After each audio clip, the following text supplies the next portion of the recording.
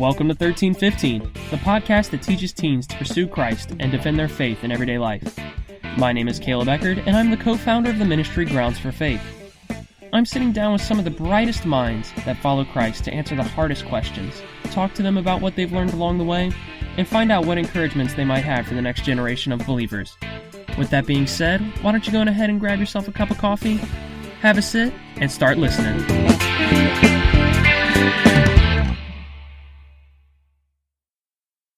Thanks for sitting down with us today for another episode of 1315. Today's going to be a great one. Super jazzed about it. Super jazzed about it. As you can already tell, we've got Ben Young here again today, although I hate to break it to... What a legend. What a legend. Unfortunately, Ben Young is not our primary guest for today. Yeah, okay, buddy. As he swoons over the microphone. We have got Gary Habermas from Liberty University that is going to be here with us today.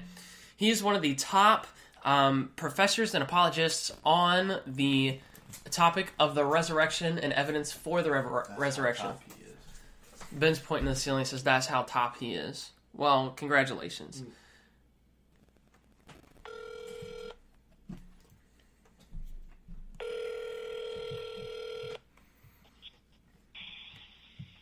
Well, I guess now, the more you know now, I guess. Okay. Well, anyway, I got you down here. I was just killing time reading some stuff until your call came in. So, anyway, I was expecting you. Awesome. That's great. I've got my best friend, Ben Young, here with us today. He's kind of just... Yes, sir. Hanging out and having a good old time here with us today. Okay, now, his name is what? I missed that. Ben. My name is Ben. Oh, easy. Yeah, that's my... Ben is my teaching assistant. He's a PhD candidate, and he's doing his dissertation on the resurrection. So wow. Well, maybe one day I use his name probably 5 times a day at least. Maybe I'll be as smart as him one day. Hey, you might be. He's a sharp cookie. He did his master's thesis on the minimal facts argument for the resurrection, and I didn't even know him. Wow. At the time, he's at Liberty. Then he's finishing his PhD on the resurrection. He's already got 15 publications, most of them on the resurrection. We did a book together. And are you mixed martial arts fans by any chance? No, sir. We're familiar, but not fans, no. Okay. Well, on top of everything else, he's a Brazilian jiu-jitsu instructor.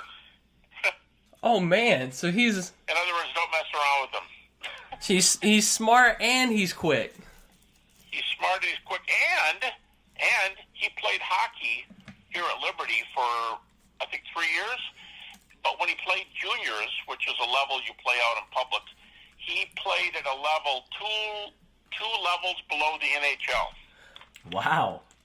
That's impressive. So he's a good hockey player, too. And, yeah. He's been a hockey ref for 15 years. Anyway, that's Ben, and I talk to him all the time. So, yeah, Ben, I will have no trouble remembering, and there's no reason for me to call Caleb. There's no reason for me to call you Paul, but I got Caleb written down, and I can remember Ben fine. So I'm ready when you are. Awesome. Well, do you want to start with just telling us kind of how you came to know the Lord? Did you say that to me? Yeah. I'm sorry. I don't know if it's because we have 3 people on the phone or not. I don't know if you were saying it to me or to Ben. By the way, this is being taped, right? Yes, sir. So if there's a mistake just like that, you can edit it out, right? Yes, sir. No worries. Okay, and how long are we going? I generally go for anywhere from about 20 to 45 minutes, somewhere in between there. All right, and we're doing resurrection, or are we doing something else? We're doing resurrection today. All right, I'm ready. I'm sorry about that. I couldn't hear your question, but I didn't know who you addressed it to, but I'm ready to go whenever I can hopefully hear you.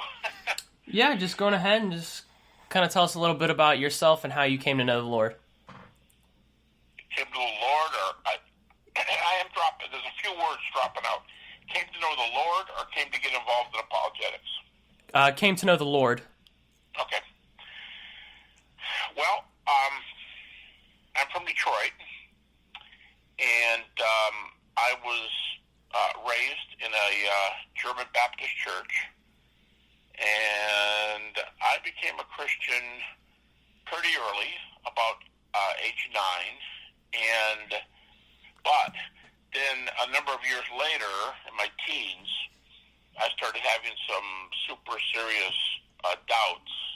I have no idea if it was related to death or not, but the closest person in my life to me was my great-grandmother, closer than my folks at the time, and she had just passed away.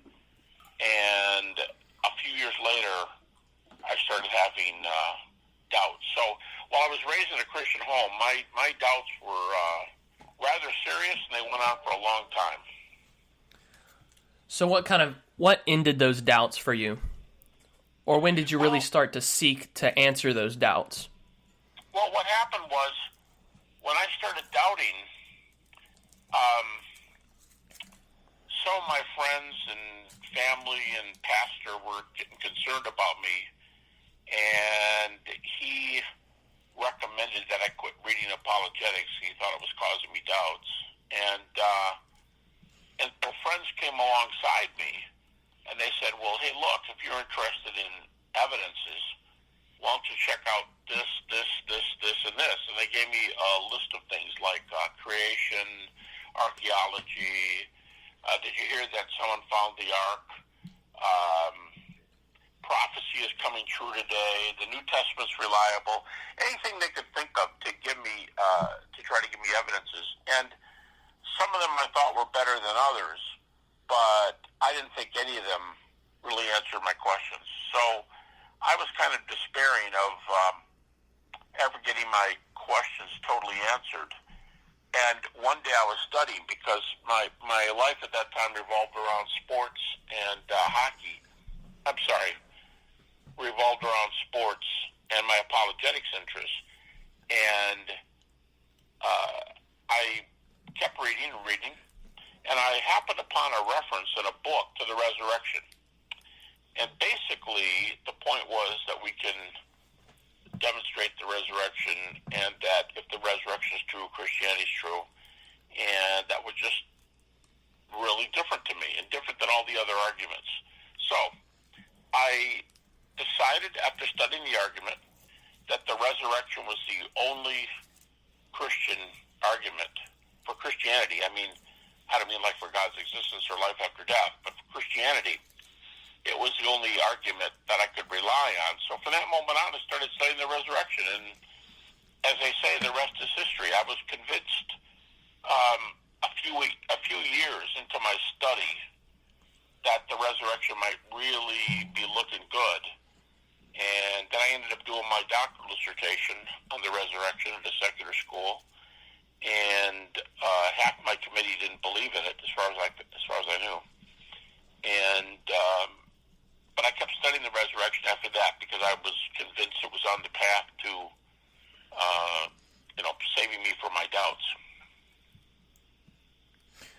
Wow. So, of those, in your search through the resurrection and the reliability of that, or even if it even happened, what were some of the early questions you had? Against the resurrection, like natural theories? Yeah, against the resurrection. What were some questions or doubts that you had about it? Probably the one that bothered me the most was hallucinations. And the reason they bothered me is because the sources I had in those days, I mean, this is light years ago. I was only 25 when I did my PhD, and this was before that. And so back in those days, there were, like, I could count maybe 2 good specialist books on the resurrection. But they were written in, like, I think one was 1907, and one was like 1908 or 1909. And so they were really, really solid, and I read those things incessantly. But they didn't know anything about modern psychology. In fact, when I took psychology years later, they said that psychology had not become a science until about 1930. So, I mean, guys writing in before 1910 wouldn't know the makings of science. And this one guy in particular, who was certainly one of the 5 top apologists in the world, writing this book in '07, said that visions, he didn't say, if I remember the word, he didn't say hallucinations, but he said visions are contagious. And he's a Christian. And he admitted that visions could, so therefore they could be seen by groups. And I thought at the time, well, if visions can be seen by groups, we may never be able to solve the hallucination problem. So I didn't reject the resurrection or anything, but I had it on hold in my mind for years. Not so much whether I could believe it, but whether I could believe it with evidence. Years later, I found out that while he was a good scholar, he was writing that comment way before scientists, psychologists, knew anything about hallucinations. And once that came to be known, group hallucinations were soundly rejected. And then I found out years after that going back for decades in the psychological and medical literature, there's not a single evidenced case of a group hallucination. People hear stories, but there's no evidence cases in the scientific literature. So I was able to move on from that objection. But for a while, that group comment that the apologist admitted threw me into a tailspin for maybe 5 years until I could dig further and get a more recent book. So kind of seeing how even sometimes things that are really kind of centered in hopefully trying to inform people can sometimes be a little misleading, you would say, Yeah. and that was what that was kind of what your pastor and your mom. Yeah, overall the book is excellent. To this day, it's James Orr, The Resurrection of Jesus. I think it's still in print, not positive, but if not, it wasn't printed until recently, and it's an excellent treatment, especially of naturalistic theories. But that little one-liner where he said it must be admitted that these kind of visions can run from person to person. I guess it's just a warning about what paying attention to our words and realizing that things we say may seem just fine to you, but they might really mess somebody else up. Absolutely. So now kind of going through all that and doing your research and being, kind of writing all your dissertations on this, what do you see as what are the top and most common objections to the resurrection that people have? Well, I've reflected on that one a lot and for a long time, and I have a number of publications on that. But coming up with a generic kind of comment now, I would say I wrote an article in, I think it was 2001, saying that there had been a not super significant, but a fairly popular upturn and natural approaches to the resurrection. Now it's almost 20 years later after I wrote that article. And I would say current trends are that there's a downturn in natural theories. Bart Ehrman, if I'm not mistaken, an atheist New Testament scholar, just said recently, if I've got him right, I think he said he's not going to pick a naturalistic theory. He used to favor or support the hallucination theory, but he said recently he's not going to pick a theory anymore. So I think there's lesser people picking specific theories. I think the main thing we hear today is the main problem with your guys' thesis, you Christians, is that you might even have the best explanation for what happened,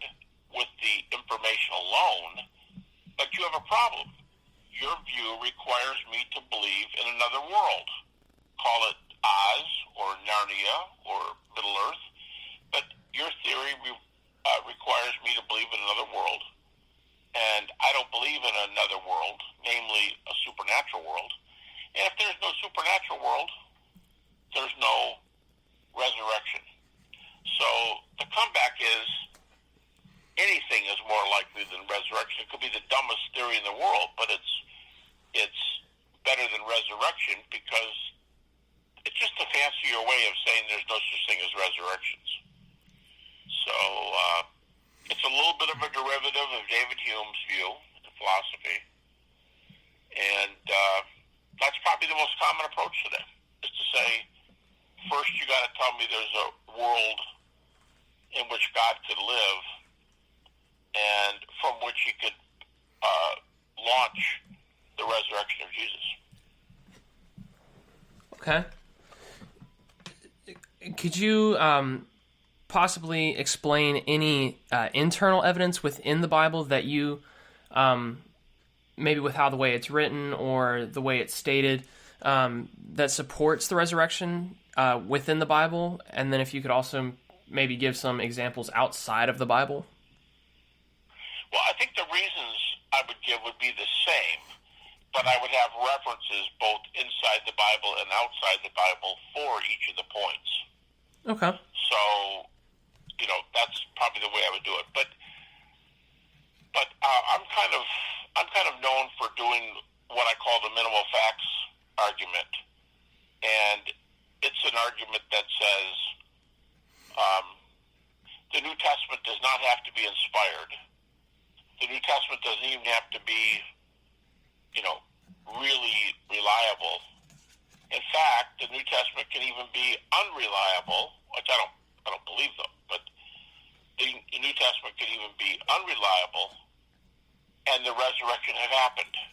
Mm-hmm. So I would use, when you say use the Bible, yeah, I would use the Bible, but I would only use passages that critical scholars, Bart Ehrman types, atheistic New Testament scholars, I would only use verses that they would approve. And if I could pull that off, I would call it, and I say this when I go to state universities, I often say it, I'll say my argument is a heads I win, tails you lose argument. If the Bible's inspired, Jesus is raised.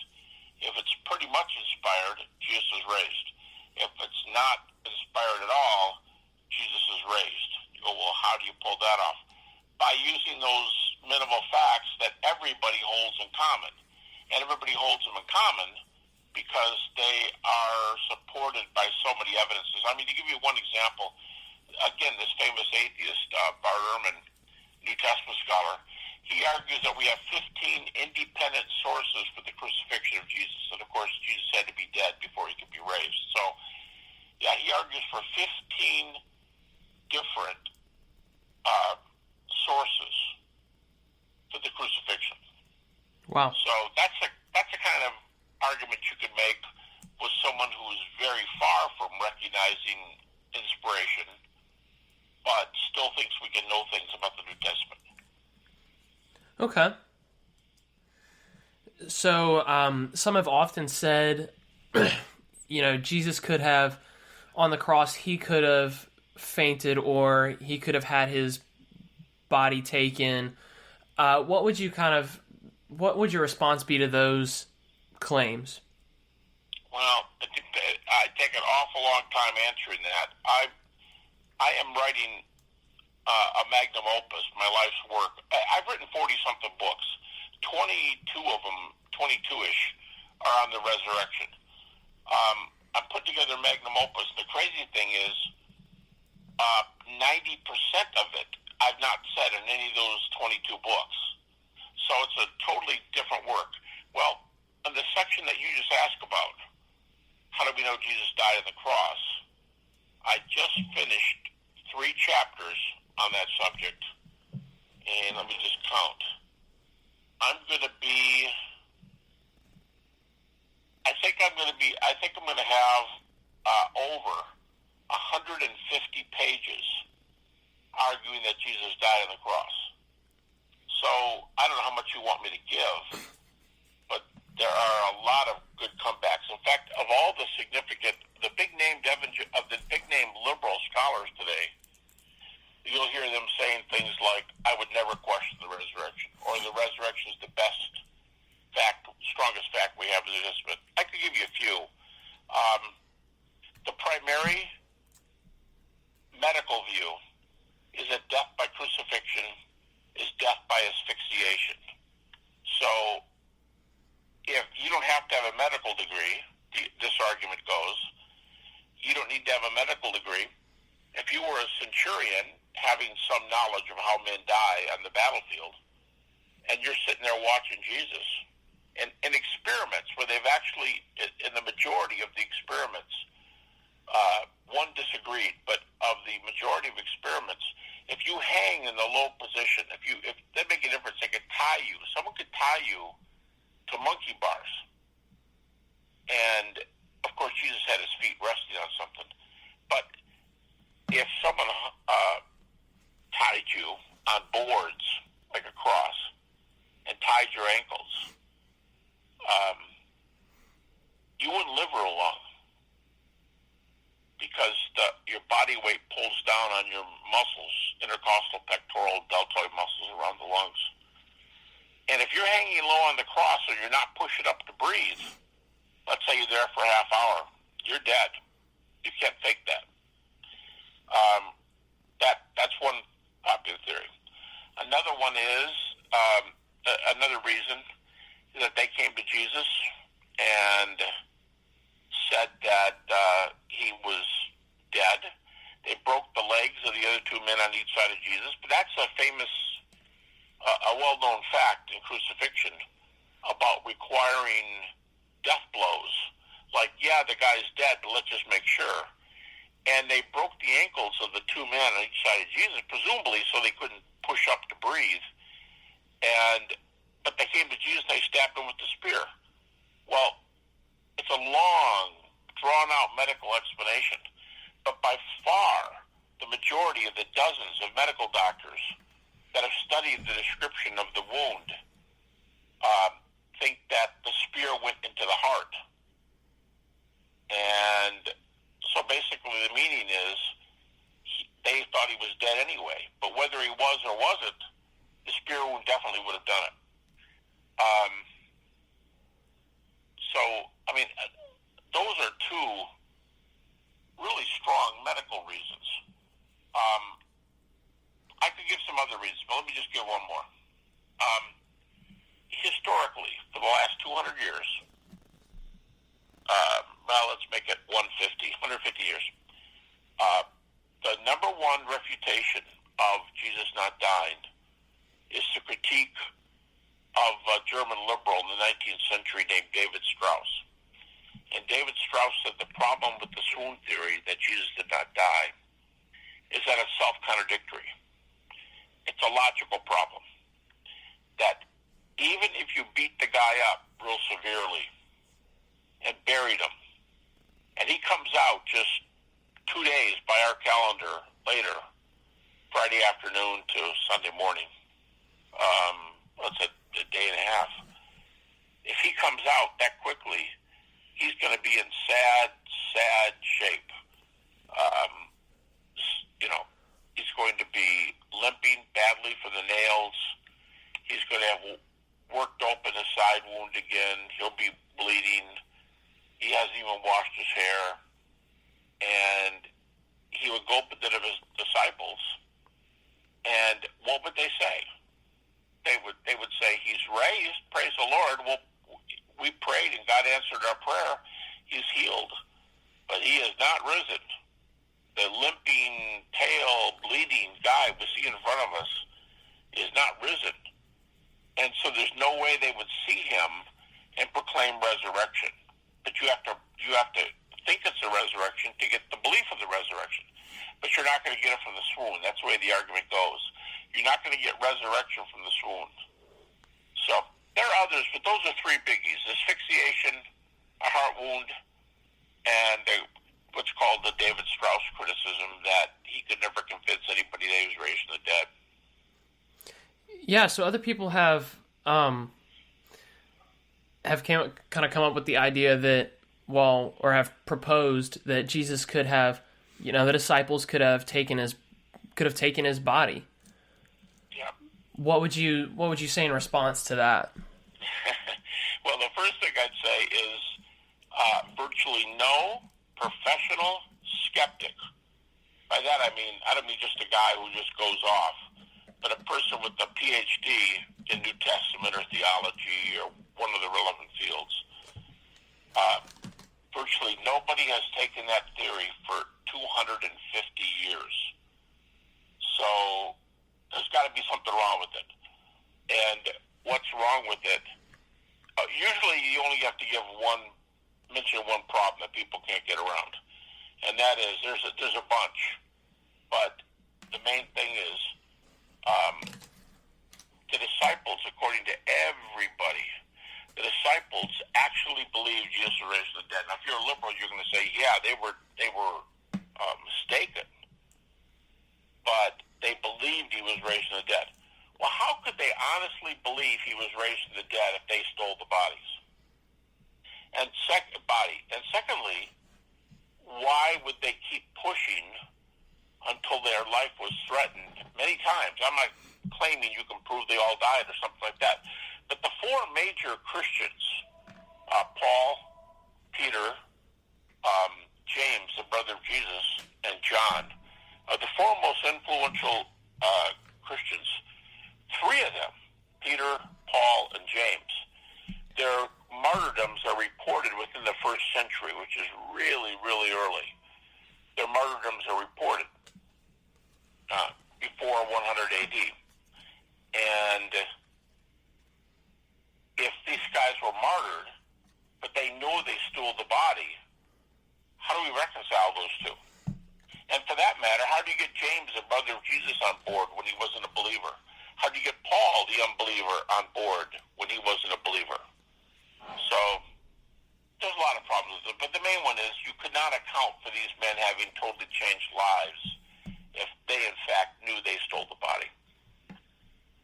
Yeah, for sure. I feel like I hear that one tossed around a lot amongst younger people, and especially in high school. It's one that I hear a lot of.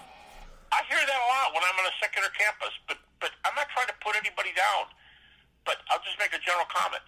If that's what they're doing, and that's a popular theory, they have not thought very long and hard about the resurrection. Because you're going to come into that one.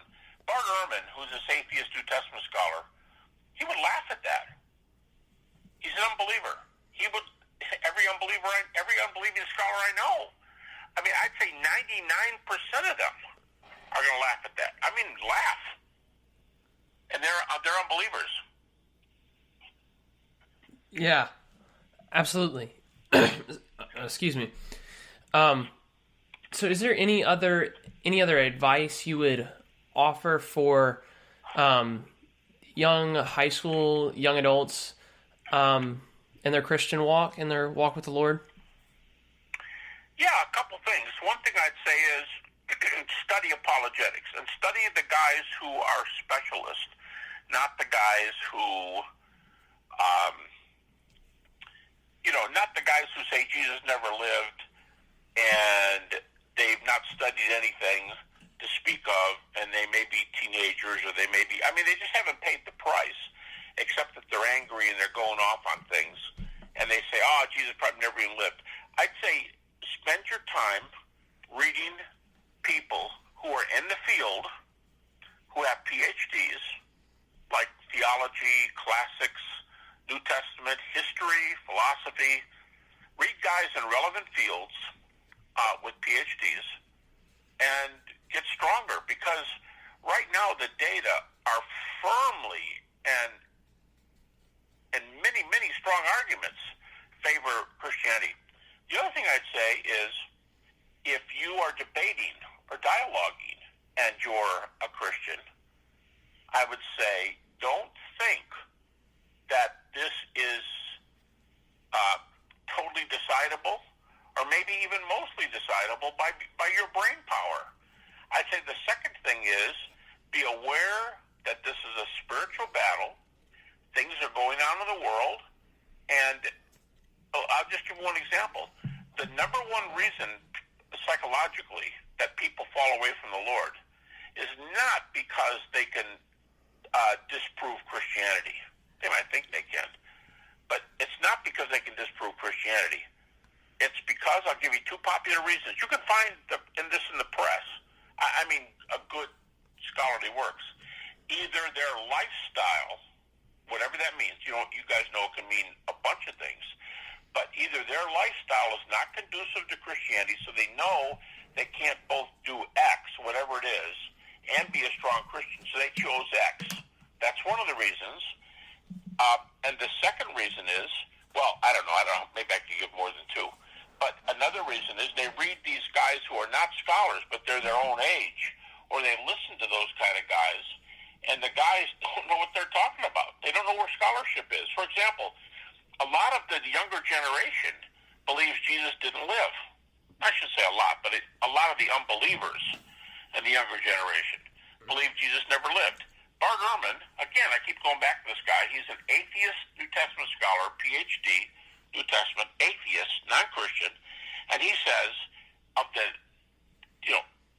maybe 20,000, who knows, of the thousands of professors of religion in related fields in state, major universities, he says to his knowledge, not one of them, not one of these skeptics, the skeptics who believe that, who are not Christians, not one of them think Jesus never lived. Not one.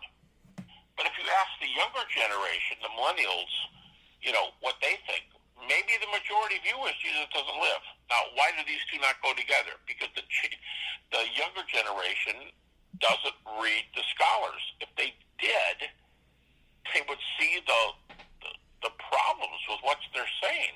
If Bart Ehrman, the, again, atheist New Testament scholar, if he can say, not a single one of my skeptical friends in universities teach that Jesus didn't live, why does the younger generation of, let's just say, teenage millennials, why do they think that everybody believes that?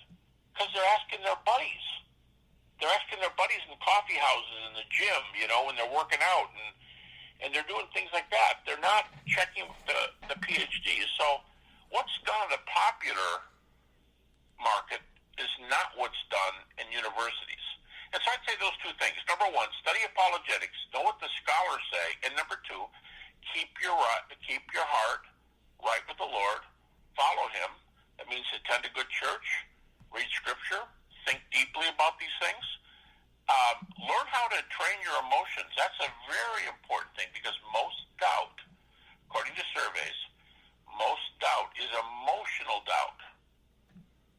It's emotional. So it comes from not liking Christianity or feeling badly about religion, not because they can disprove anything. And I would, if you hear millennials saying, well, I can disprove it, put them up against a good scholar, even an unbeliever. And I don't think he's going to last very long. So I know I'm making cocky kind of comments, but I'm just trying to make short comments for the sake of time. And so they need to read where scholars are. And number two, they have to build up their own faith because many doubts come from, like I just gave the one example, many doubts come from developing habits that most people would say are outside the realm of Christianity. And if you want to live like X, Y, Z, and there's a lot of choices, but if you want to live like X, Y, Z, I'm not saying you can't be a Christian, but if you want to live that way, it often makes people reject Christianity while they're living that way. And so we need more than just, we can't think with our feelings. Let's put it that way. Too many people think with their feelings. And they think with their feelings by what-ifing everything. They think because they can say, well, what if you're wrong? Well, what if you're wrong? You could just be trying to pull the wool over my eyes. What if you're wrong? And I respond to questions like that by saying this. I'll say, what if I'm right? And they'll go, you haven't proven anything by saying that. And I'll say, oh, but you have, right? You have proven something by saying, what if you're wrong? What if you're wrong. A what-if question is only a denial. It is not a rejection based on data. And so if they keep going, what if you're wrong? What if you're wrong? I just play the game with them and go, what if I'm right? Well, what if you're wrong? No, what if I'm right? They go, you can't do that. I'll say you can't do that. So now we're even. Now where do you want to go? Well, let's talk evidence. And they're not going to win that battle. Because the evidence right now is very strong on a bunch of fronts for religion in general and Christianity in particular. Sorry for preaching there, guys, but that would be my twofold response. Watch your brain and watch your heart. Yeah, for sure. And I was having a conversation with a guy this past weekend, and I said, look, if Christianity was true, if you knew 100% without a doubt that everything in the Bible was true, would you become a Christian? And he answered me, no. Yeah. And it was all because of how Christians in the world have made him feel and how he feels about Christianity. That is exactly. What does he call himself? An atheist? He called himself an agnostic. Okay, that's fair. Agnostic is more fair than atheist, but so I applaud your friend for that move. But because you can't prove God doesn't exist. I don't know any scholar. Well, let's put it this way: very few specialists are going to say you can prove God doesn't exist. I just debated. I didn't but just a very short years ago, maybe 3 years ago, I dialogued with one of the top naturalistic scholars in the world. And we were arguing about whether naturalism is true. And my first question, I had two questions for him. How do you prove God doesn't exist? And how do you prove naturalism is true? He couldn't answer either one. And he said, you really can't answer either one. I said, then why are you an atheist? So the guy is, he's sharper by claiming to be an agnostic. But guys, that answer he gave is very perceptive. No, I wouldn't be a Christian even if I knew the Bible was perfect, presumably, because you guys are jerks. And by the way, I call that the Christians can't be jerks objection. And you know what? Christians can be jerks. Mm-hmm. We can all be jerks. On the Christian view, that's called sin. Yeah. You know, we're everybody in the world. I don't care if you're an atheist or if you're a Christian. Anybody can be a loser at any time. Who in their teenage years, just one example, who in their teenage years has not broken up with somebody and hurt them simply because somebody else looked prettier or more cool? Who hasn't hurt somebody? And that person could live with that hurt, the one you break up with, could live with that hurt for a long time. You don't care. You're on your way to somebody else. Okay, we can all be jerks, and we've all done it. But what that guy's not understanding is, if he has another objection, he should give it to you. But that one is not an objection. Because atheists are jerks, Christians are jerks, non-Christians are jerks, everyone's a jerk.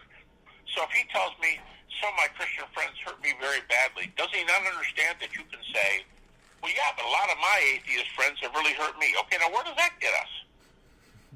Nowhere. Yeah. So he needs to respond by the data. Why shouldn't you consider two steps, religion in general and Christianity in particular? I say two steps. You don't have to take these two steps, but some people come there to just plain old religion, and then they wonder which religion is true. You can go straight to Christianity and say, I give a lecture where I frequently say, here's 4 arguments for religion in general, here's 6 arguments for Christianity in particular. If somebody wants to talk information, I'm not trying to be cocky, but when I have discussions with these kind of people in the universities, I'm dead serious. The discussion is usually over in 10 minutes. Because there's no evidence that God doesn't exist. Mm-hmm. None. I mean, they can claim there's evidence, but I mean, there's no indication. Nothing shows, proves, nothing indicates according to high probability, whatever you want to say. You can't prove things that way. But I mean, if proves means high probability, you can't show God doesn't exist. And you can't prove naturalism is true. He goes, well, you can't prove Christianity is true. I go, let's talk about it. Yeah. So yeah, right now there's too many people, and your example is excellent. There's too many people who think with their feelings. I've been hurt. My priest or my pastor had an affair. My Christian girlfriend, and that might be the way you say it, my Christian girlfriend broke up with me and really hurt me. Well, I mean, I'm really sorry, but what if I said my atheist girlfriend broke up with me? Would that solve anything? It just means we have problems in the world. But that doesn't prove religion's true. It doesn't even prove atheism's true. It just, you're thinking with your feelings. Yeah, definitely. And that's a good, a really great way to, kind of approach that problem. And it's one that I haven't really heard. That's a response I haven't heard, but it's also, oh, really? Yeah, I haven't heard kind of, well, atheists do bad things too, because Absolutely. It's a question that I got from this guy that I asked him that I really wasn't expecting him to, in all honesty, I wasn't expecting him to go that route. So, so it was quite interesting. So I thank you for kind of helping me, and hopefully the rest of the audience kind of coming up with a response for that. Yeah. Again, I think the bottom line is let's stick to the facts. In fact, let me make it harder. Let's stick to facts that both you and I, Christian and non-Christian, let's stick to facts that both sides can agree to. Now, if the guy goes, well, I don't agree to anything, because I don't think there's a single fact in the New Testament. All right. That's that prejudiced, often young person's view today that a scholar in the field, even a non-Christian, even an atheist New Testament scholar, would not say. Because my argument for the resurrection, the minimal facts argument, uses the atheist's New Testament facts to argue that the resurrection happened. And whenever I dialogue with one of these guys, they admit my list of facts. They admit my list of facts. So if they admit my list of facts, I think they're in trouble. Mm-hmm. But they can't not admit them, because the list of facts is, well, let's put it this way, guys. I use 6 facts, and I have a set of arguments. How many sub-facts support those 6 facts? And it's the sub-facts number. I'm just 6. There are about, well, let's just say there are between 80, there's over 80. There's between 80 and 100 separate reasons to accept those 6 facts. Now, if the magic number is 100, if there's as many as 100 facts, you could divide 100 by 6, and that's an average of, it's 16 and a half arguments per fact. That's why critics don't mess around with these 6 facts. And then what if these 6 facts, and I say critics, scholars, not people who just go, well, Jesus never lived, or you're making me mad, or Christians stink, or whatever they want to say. I'm talking about scholars. And Bart Ehrman, this atheist New Testament scholar, is very influential today, probably the most influential critical New Testament scholar. He wrote a whole book called Did Jesus Exist? It's fairly long. He wrote a whole book against people who believe Jesus never lived. And he's an atheist. So I use that data and argue that the best explanation is that Jesus was raised from the dead. Well, Dr. Habermas, I thank you so much for your time today and kind of taking out a little portion of your day. I know you've got a wild schedule teaching up at Liberty and all. Well, I appreciate that, Caleb. Thanks. And let me just add one thing, since I think I left a loose end. One of the questions All right. I said earlier that probably the most common response is from scholars now. You don't hear this so much in the popular world, but one of the major criticisms from scholars is that the problem with your argument for the resurrection is that you want me to believe in another world. Let's call it the land of Oz. You want me to get on the yellow brick road and head toward the Emerald City. You want me to do that, but I can see Dorothy and the Tin Man in a movie, but I don't know in reality where there is Dorothy and a Tin Man. I don't know there's a world there. And when they say that, you go, well, how do you know there? How do you show them there's another world? There's a number of ways you can go there. You can use arguments for God's existence, which, by the way, that's turning around too now. That's a major thing. I was told, by the way, lately from a leading cosmologist, a scientist, PhD physics, I was told by a leading cosmologist that every atheist cosmologist in the last 3 years admits that God either exists in some form or that his existence is possible. So there's a big turnaround on God's existence. But that's not even where I would go. There's other ways you can get there to get this Land of Oz kind of answer. But I would argue for near-death experiences. I think near-death experiences are the strongest comeback to, here's how you know there's Land of Oz. This is why you should listen. See, if there's a supernatural realm, then you need to listen to my argument for resurrection. So I'm going to use the same argument for resurrection, but to open that door to Oz or Middle Earth or Narnia or whatever you want to use, to open that door to there being a supernatural realm, I would use near-death experiences. There's over 300 evidential near-death experiences today in the literature, over 100 peer-reviewed medical and psychological journals that report these things and about them. And when I say evidence, often people who have no measurable brain or heart waves report things, let's say, a block away, because they say they're up above their body and they can see. They'll report things from, let's say, a block away that can be confirmed from eyewitnesses, from police report. Well, that's not a problem, so they can see things. Yeah, but you're forgetting, according to the machines, their heart and brains are not working. Mm-hmm. So how come they still have consciousness and they're dead? Yeah. So if there is if there by three, if there's an Oz, if there's a Narnia, if there's a Middle Earth, if there's another world where supernatural things happen, you have to be open to my argument from resurrection. And if my 6 facts are the best argument for resurrection, you can no longer say, yeah, but those things don't happen. Because I just gave you 3 or 4, I give you a number of solid evidences for that world existing.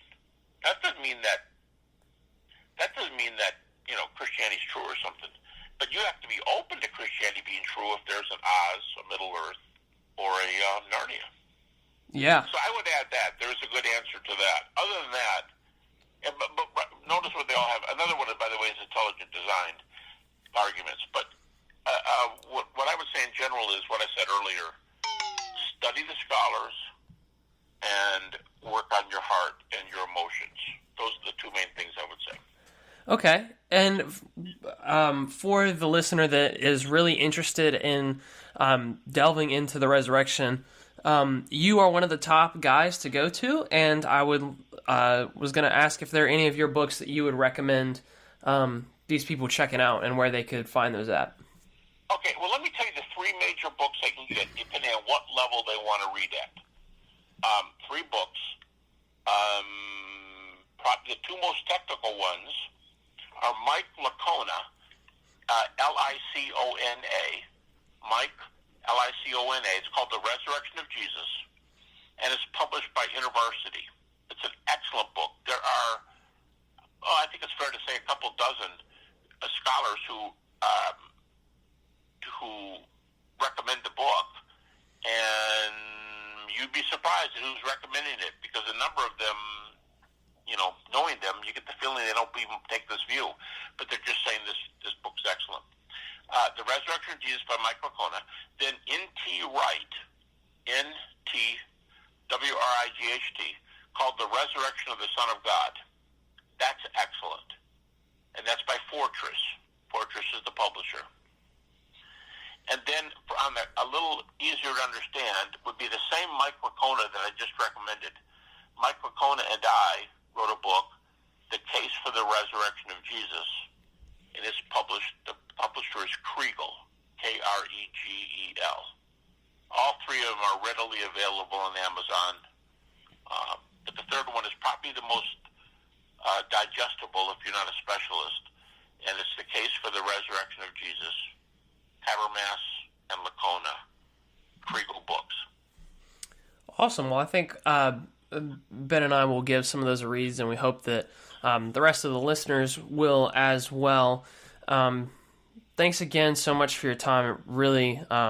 It really means a lot to me, as well as Ben, just to get to hear your input, and it's super awesome that the Lord has kind of put it on our heart to start this ministry and to reach out and provide resources for younger people, because it means that we get the opportunity to talk to some really cool people and also get to learn a lot in the process. So I thank you for just pouring into our lives and our minds and helping teach us and instruct us in a way of defending the faith. Well, Caleb and Ben, I appreciate being on with you. I appreciate you saying that. I really hope I didn't come across like being cocky or something, but sometimes I just get really tired of people who like just talk off the top of their heads, like some of these millennials out in the world that haven't really studied. So I just think there's no substitute for going to the sources. I just hope I didn't sound too forceful. But guys, thanks. You're really doing a good job to read and to push and interview and to study, and I enjoy being with you. Yes, sir. Well, thank you so much. You have a great rest of the day, and keep teaching on up at Liberty, and hopefully you'll see some of our friends someday. Thank you,